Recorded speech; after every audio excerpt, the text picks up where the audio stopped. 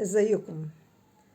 يعني راعي الغنم والمعيز حميدتي الميليشياوي بيتكلم بيجيب سيرة مصر، بيقول إن بعد ما هو تلقى هزائم من كل حتة، وللأسف يعني هو مش قادر يقول إن هو تلقى هزائم، لكن يعمل إيه؟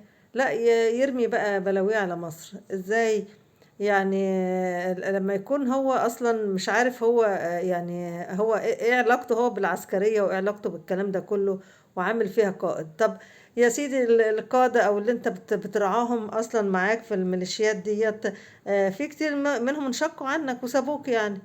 في 6 من مستشارينك سابوك، وفي قائد ولاية الجزيرة سابك وانضم للجيش.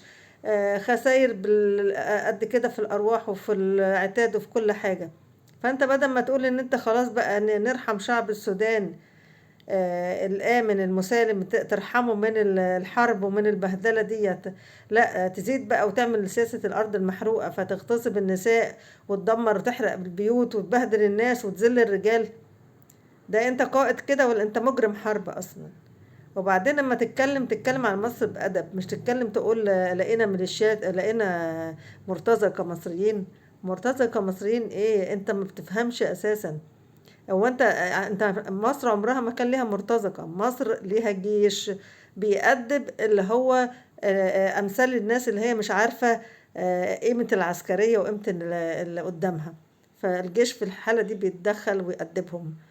فما تتكلمش عن مرتزقة وتقول مرتزقة مصريين.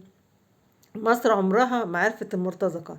وانت يعني كل معلوماتك عن رعاية الغنم والمعيز والحاجات ديت والجمال، فما ينفعش تتكلم عن دولة بقدر مصر. وبعدين انت دلوقتي بتعمل جرائم حرب.